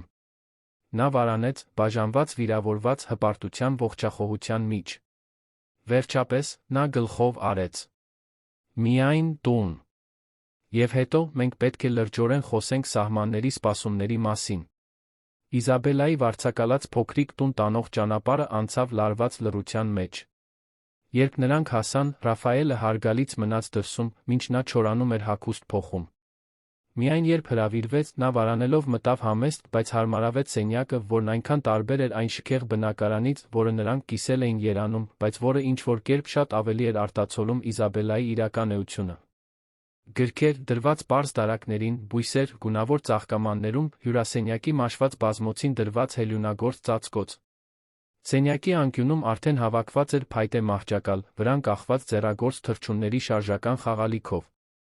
Տեսարանը ստիպեց Ռաֆայելի սրտին սեղմվել, պատրաստություններ մի ժամանման համար, որը նա գրեթե ամբողջությամբ բաց էր թողել։ Իզաբելան վերադարձավ սենյակ, այժմ հագած չոր հարմարավետ հագուստ։ Նա նստեց բազկաթոռին, Ռաֆայելին ցույց տալով բազմոցը։ Առաջին անգամ նա նկատեց, թե որքան էր փոխվել նա, ոչ միայն ակնհայտ հղիությունից, այլ ներքին որակից, մի անդորից, որը նախկինում չկար։ Ինչպե՞ս են ձեր ծնողները, հարցրեց Ռաֆայելը ինչ-որ պահի, անկեղծորեն հետաքրքրված։ Լավ են, ժպտաց Իզաբելան։ Հայրիկը դրական է արձագանքում բուժմանը։ Նրանք կգան, երբ երեխան ծնվի։ Նրանք գիտեն իմ մասին։ Գիտեն, որ դուք հայրն եք, այո։ Նա վարանեց։ Ես նրանց ճշմարտությունը պատմեցի Երանից հեռանալուց հետո։ Պայմանագրի մասին, ամեն ինչի մասին։ Ռաֆայելը գլխով արեց, կլանելով տեղեկատվությունը։ Նրանք պետք է ինձ ատեն։ Զարմանալիորեն, ոչ։ Իզաբելան իրեն ավելի շատ ջուր լցրեց։ Մայրս ասաց, որ բոլոր ընտանիքներն ունեն իրենց գաղտնիքները, իրենց սպիները։ Կարևորն այն է, թե ինչպես ենք մենք ընտրում առաջ գնալ։ Ձեր մայրը իմաստուն է, մեկնաբանեց Ռաֆայելը, փոքր ժպիտ հայտնվեց նրա շուրթերին։ Ինչպես դուստրը։ Ընթրիքից հետո նրանք նստեցին փոքրիկ հետի պատշգամբում, դիտելով աստղերը, որոնք պայծառ փայլում էին Տավուշի մարզի մաքուր երկնքում, մի տեսարան, որն անհնար էր տեսնել Երանում իր լուսային աղտոտվածությամբ։ Երբեք չէի մտածի, որ կհարմարվեմ այսպիսի կյանքին, խոստովանեց Ռաֆայելը, շուրջ բոլորը նայելով պարզ բակին, հեռվում գտնվող լեռներին։ Միշտ կարծում էի, որ ինձ պետք է մեծ քաղաքի քաոսը, բիզնեսի ադրենալինը։ Իսկ հիմա։ Հիմա հասկանում եմ պարզության գրավչությունը։ Նա ուղղակիորեն նայեց նրան։ Իրականության։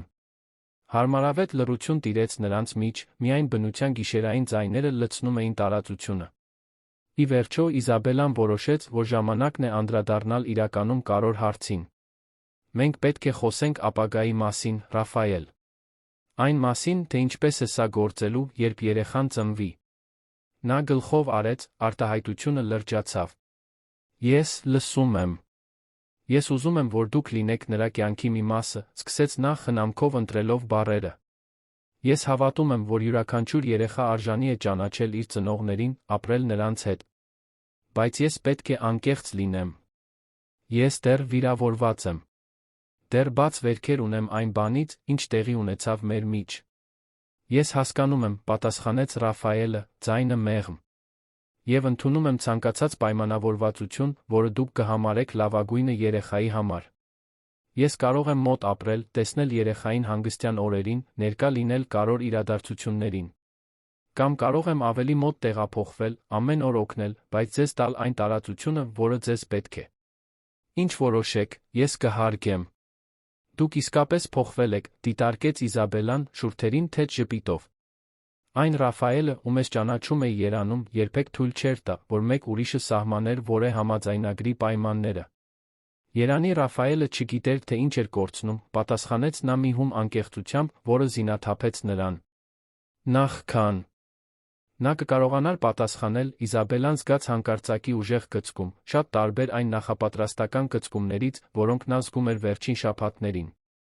Զարմանքի անհարմարության արտահայտություն անցավ նրա դեմքով։ Ինչ եղավ։ Անմիջապես հարցրեց Ռաֆայելը, անհանգստությունը ակնհայտ նրա ձայնում։ Կարծում եմ Իզաբելլան խորը շունչ քաշեց, սպասելով, որ կծկումն անցնի։ Կարծում եմ, դա կարող է լինել ծննդաբերության սկիզբը։ Բայց դեռ մեկ շաբաթ կա մինչ նախատեսված ամսաթիվը, ասաց նա, արդեն ոտքի կանգնելով, դեմքը անհանգստության հուզմունքի խառնուրդ էր։ Երեխաներն ունեն իրենց սեփական ժամանակացույցը, պատասխանեց նա ժպտալու փորձով, որն ընդհատվեց մեկ կծկումով։ Հետագա իրադարձությունները ծավալվեցին գրեթե սյուրռեալ արագությամբ։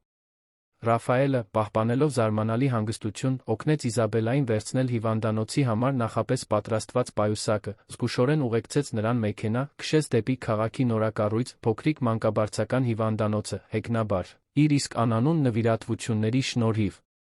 Ծննդաբերության հաջորդ 10 ժամերի ընթացքում Ռաֆայելը ոչ մի վայրկյան չլքեց Իզաբելլայի կողքը։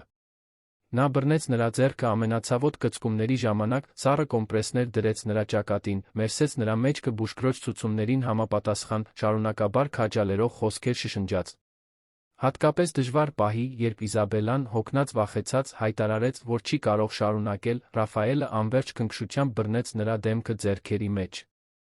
Դուք իմ երբեք ճանաչած ամենաուժեղ մարդն եք, Իզաբելլա Օհանյան, ասաց նա, աչքերն աչքերի մեջ։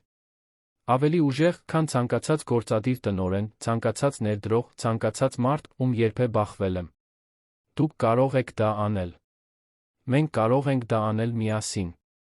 Երբ երեխայի լացը վերջապես լցրեց ծննդասենյակը, առավոտյան 4:37-ին երկուսն էլ բացահայտորեն լացում էին։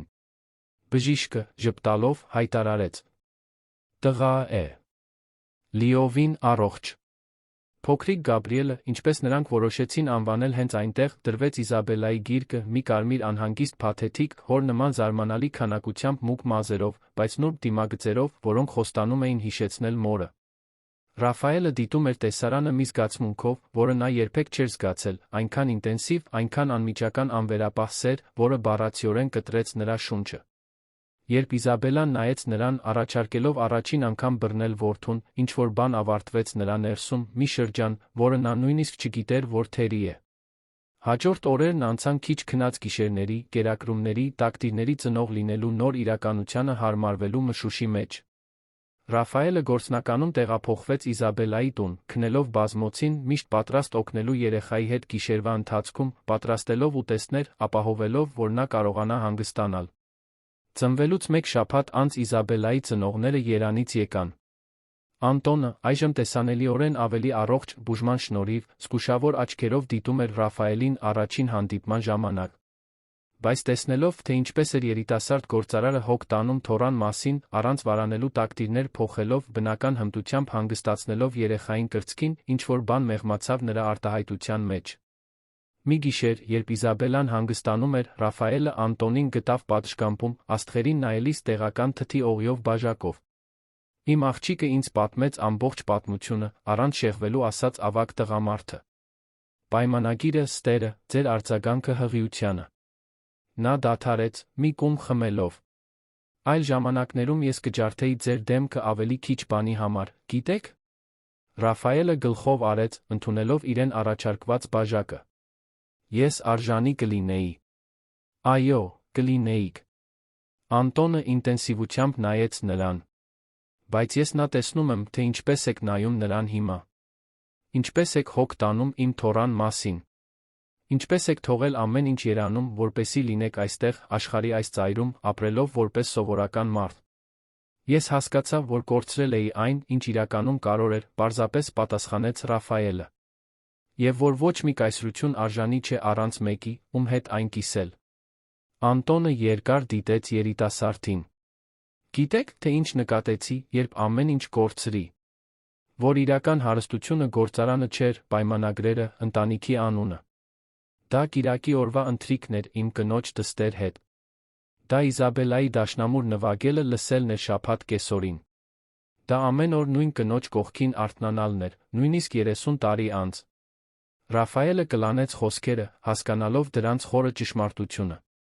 Դուք երկուսը դեռ շատ բան ունեք լուծելու, շարունակեց Անտոնը։ Վերքեր, որոնք պետք է բուժվեն։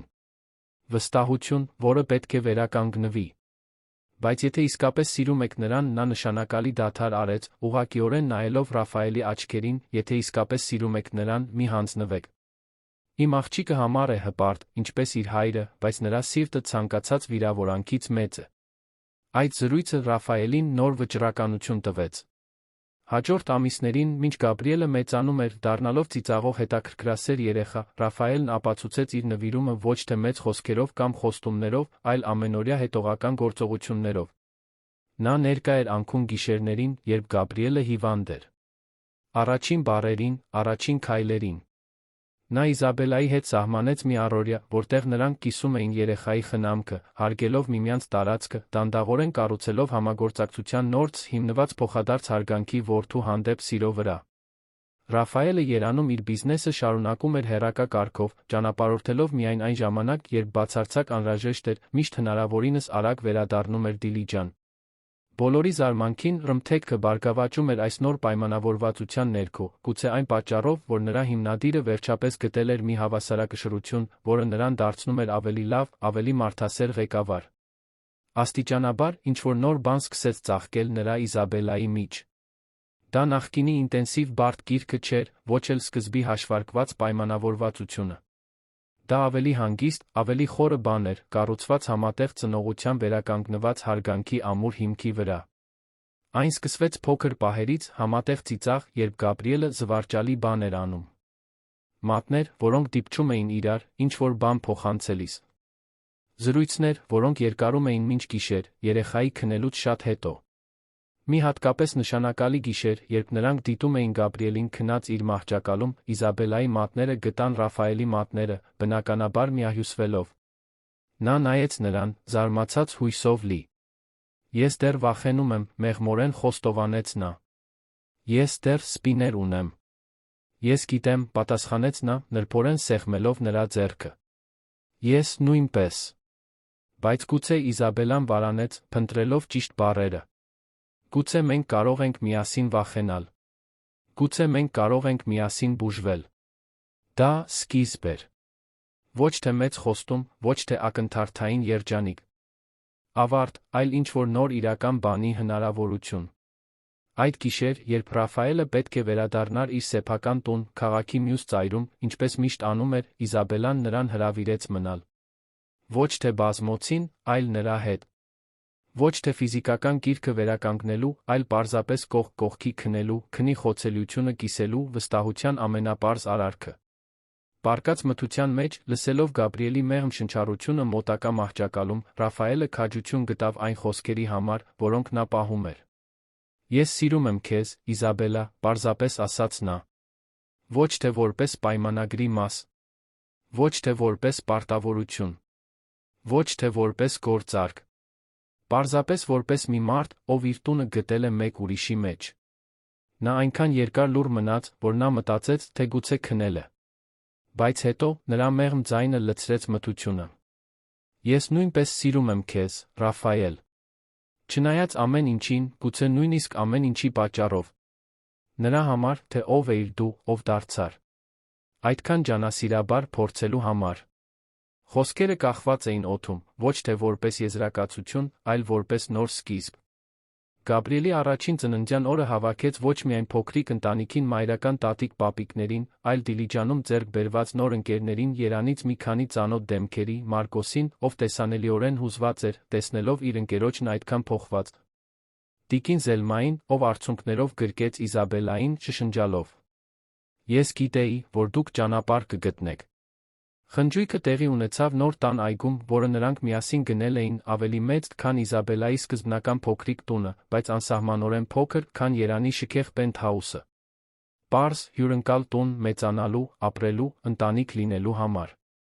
Ծիծաղի ու զրույցների մեջ, մինչ Գաբրիելը ձեռքից ձեռք էր անցնում, շոյված ներկաների կողմից, Ռաֆայելը Իզաբելային քաշեց այգու հանգիստ անկյուն։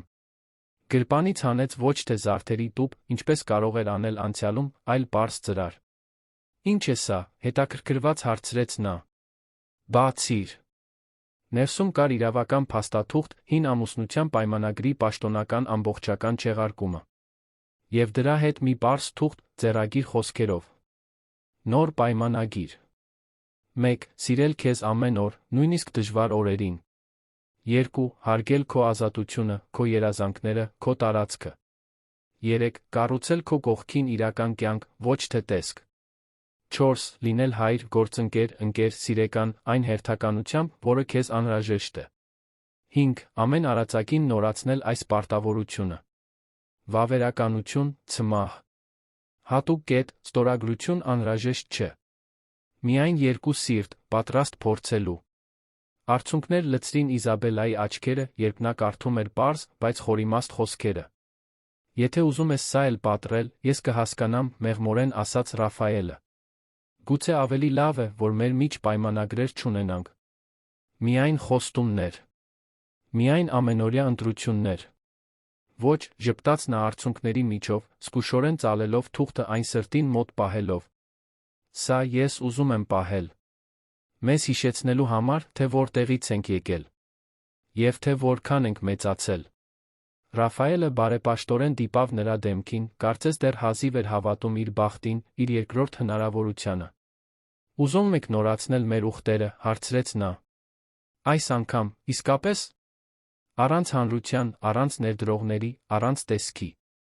Միայն մենք, Գաբրիելը, մեր ընտանիքները, մեր իսկական ընկերները։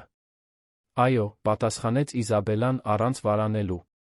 Բայց այս անգամ ես կգրեմ իմ սեփական ուխտերը։ Եվ դուք կգրեք ձերինը։ Արարողությունը տեղի ունեցավ 3 ամիս անց Դիլիջանի փոքրիկ պատմական եկեղեցում։ Չկար ցուցադրական շքեղություն, ոչ հայտնի հյուրեր, ոչ էլ մամուլի լուսաբանում։ Միայն անկեղծ սեր, անկեղծ արցունքներ, խոստումներ, որոնք պետք է կատարվեին։ Գաբրիելը, այժմ իր առաջին քայլերն անելով, անհարմար հարսանիքի օգնականն էր, ով գրեթե գցեց մատանիները, առաջացնելով ներկաների սիրալիր ծիծաղը։ Երբ քահանան վերջապես հայտարարեց. Այժմ դուք իսկապես միացած եք ամուսնությամբ, դա ոչ միայն իրավական ձականություն էր, այլ ամբողջական ճանապարհորդության ճանաչում, սառը պայմանագրից մինչ իսկական սեր, տեսքից մինչ իրականություն, վախից մինչ խոցելի լինելու քաջություն։ Հաջորդած խնջույքը պարզ էր ու ուրախ, տեղի ունեցավ նրանց տան այգում, տիկին Զելմայի տիկին Գեղանուշի պատրաստած տնական ուտեստներով, տեղացի արվեստագետների կենդանի երաժշտությամբ, երեխաներով, ովքեր ազատորեն վազվզում էին մեծահասակների մեջ։ Ինչ-որ պահի Մարկոսը Ռաֆայելին գտավ, դիտելիս Իզաբելային, ով Գաբրիելին գրկած պարում էր, ծիծաղելով Անտոնի ասածի վրա։ Ով կմտածեր, հա մեկնաբանեց ընկերը, թափահարելով Ռաֆայելի մեջքը։ Երանի վախեցնող բիզնես շնաձուկը, ընտելացված մի կնոջ երեխայի կողմից մի փոքրիկ գյուղական քաղաքում։ Ռաֆայելը ժպտաց, աչքերը երբեք չհեռացնելով իր ընտանիքից։ Գիտեք, թե ինչն է զվարճալի։ Երբեք ինձ այդքան ազատ չեմ զգացել։ Իսկ ընկերությունը անկեղծորեն հարցրեց Մարկոսը։ Չեք կարոտում ուղակի վերահսկողությունը, ադրենալինը։ Ընկերությունը երբեք ավելի լավ չի եղել, հանգիստ պատասխանեց Ռաֆայելը։ Գուցե այն պատճառով, որ նրա հիմնադիրը վերջապես հասկացավ, որ կան ավելի կարևոր բաներ, քան եռամսյակային հաշվետվությունները։ Կամ գուցե նա ժպտաց, որովհետև հիմա ես իրական բան ունեմ իմ որոշումները մոտիվացնելու համար, մի ժառանգություն, որն իսկապես կարևոր է։ Նա մատնացույց արեց Գաբրիելին, ով այժմ անհարմար քայլերով վազում էր դեպի նրանք, ձեռքերը մեկնած կանչելով հայրիկ։ Հայրիկ այն մաքուր ուրախությամբ, որը միայն երեխաներն ունեն։ Ռաֆայելը նրան գրկեց, բարձրացնելով օդում, առաջացնելով տղայի հաճելի ծիծաղը։ Իզաբելան մոտեցավ, ժպտալով, տեսնելով նրանց երկուսին միասին, այնքան նման իրենց մուգ մազերով կանաչ աչքերով, բայց տղան բարեբախտաբար ժառանգել էր մոր բնական քնքշությունից ավելին, քան հոր ինտենսիվությունից։ Նա ծանրանում է, մեկնաբանեց նա, շոյելով որդու գանգուր մազերը։ Կամ ես եմ ծերանում, կատակեց Ռաֆայելը, տղային ցած դնելով, որպեսի նա նորից վազի։ Ձեր 31 տարեկանում, կատակեց Իզաբելան, աչքերը փայլում էին այն հարմարավետ սիրուց, որն այժմ կիսում էին։ Հուսով եմ, ոչ։ Մեզ երկար ճանապարհ է սպասվում։ Հատկապես հիմա։ Նրա տոնի մեջ ինչ-որ բան կար, որը գրավեց Ռաֆայելի ուշադրությունը։ Հատկապես հիմա։ Ի պատասխան, Իզաբելան բռնեց նրա ձեռքը, այն առաջնորդեց դեպի իր որովայնը, դեռ կատարելապես հարթ, բայց գրելով մի թանկարժեք գաղտնիք։ Ռաֆայելի աչքերը լայն բացվեցին, հասկացողությունը լուսավորեց նրա դեմքը։ Դուք… Նա գլխով արեց, դեմքը լուսավորվեց շողշողուն ժպիտով։ Այս անգամ, առանց խուճապի, ճիշտ է։ Այս անգամ, խոստացավ նա, իրեն մոտ քաշելով, միայն ուրախություն։ Եվ գուցե մի փոքր առողջ սարսափ, թե ինչպես ենք հաղթահարելու երկու փոքրիկ երկրաշարժերը։ Երեք, մեղմորեն ուղեց նա, զվարճանքով դիտելով նրա շփոթությունը։ Բժիշկն ասաց, որ երկվորյակներ են։ Ռաֆայելի դեմքի բացարձակ ցնցման արտահայտությունն արագորեն փոխարինվեց անհավատալի ուրախ ծիծաղով, որը գրավեց շուրջ բոլորի ուշադրությունը։ Առանց հանդիսատեսի մասին մտածելու, նա Իզաբելային բարձրացրեց իր գրկում, պտտեց նրան, ճիշտ այնպես, ինչպես մի քանի րոպե առաջ արել էր Գաբրիելի հետ։ Երեք երեխա, շշնջաց նա, երբ վերջապես նրան ցած դրեց, պահելով իր գրկում։ Լիարժեք ընտանիք։ Ավելի շատ, քան երբե երազել էի արժանի լինել։ Դուք արժանի եք, վստահեցրեց նա, քնքշորեն դիպչելով նրա դեմքին։ Մենք արժանի ենք այս երկրորդ հնարավորությանը, այս իրական կյանքին։ Նրանց շուրջ խնջույքը շարունակվում էր, ընկերներ էին զրուցում, երաժշտություն էր հնչում, Գաբրիելը վազվզում էր այլ երեխաների հետ։ Բայց այդ պահին, Ռաֆայելի Իզաբելայի համար, կային միայն միմյանց այն ապագայի խոստումը, որը նրանք կառուցել էին միասին, ոչ թե պայմանագրերի տեսքի միջոցով, այլ իրական սիրո քրտնաջան աշխատանքի, խոցելի լինելու քաջության, մնալու, փորձելու, ներելու ամենօրյա ընտրության միջոցով։ Եթե մեկը ինձ 2 տարի առաջ ասեր, որ ես այստեղ կլինեմ, մտածեց Ռաֆայելը, շուրջ բոլորը նայելով այն պարզ, բայց հարուստ կյանքին, որն այժմ կիսում էին, ես կծիծաղեի։ Կամ կհեռացնեի այդ մարդուն խելագարության համար։ Իսկ հիմա… հարցրեց Իզաբելան, գլուխը հենելով նրա ուսին։ Հիմա գիտեմ, որ այն մարդը, ում ես էի, խորապես կորած էր։ Եվ որ պետք էր կորցնել ամեն ինչ, որպեսզի վերջապես գտնեմ տունդարձի ճանապարհը։ Նրանք համբուրվեցին Տավուշի մարզի աստղազարդ երկնքի տակ, իրենց որդու ծիծաղի ձայնը ֆոնին, ոչ թե որպես համաձայնագրի մաս, ոչ թե որպես պարտավորություն, այլ որպես մի տղամարդ, մի կին, ովքեր ընտրել էին միմյանց իրենց բոլոր անկատարություններով, բոլոր մարտահրավերներով, իրական սիրո բերած ցավի ուրախության ամբողջ ներուժով։ Պայմանագիրն ավարտվել էր։ Իրական կյանքը նոր էր սկսվել։ Պատմության ավարտը, սիրելի ունկնդիրներ, հուսով ենք, որ Իզաբելայի Ռաֆայելի պատմությունը հուզել է ձեր սրտերը։ Եթե դուք հուզվել եք փրկության իսկական սիրո այս ճանապարհորդությունից, մի մոռացեք բաժանորդագրվել մեր ալիքին, հարաբերությունների բարդություններն ու կյանքի առաջարկած երկրորդ հնարավորությունները ուսումնասիրող ավելի շատ պատմությունների համար։ Դրեք լայք, եթե հավատում եք սիրո փոխակերպող ուժին, կիսվեք մեկի հետ, ում պետք է հիշեցնել, որ երբեք ուշ չէ նորից սկսելու համար։ Մեկնաբանություններում պատմեք մեզ, երբե ապրել եք կամ ականատես եղել եք սիրո պատմության, որը հաղթահարել է թվացյալ անհաղթահարելի խոչընդոտներ։ Մենք անհամբեր սպասում ենք կարդալու ձեր փորձառությունները կապվելու այս պատմությունների միջոցով, որոնք մեզ ավելի մարդկային են դարձնում։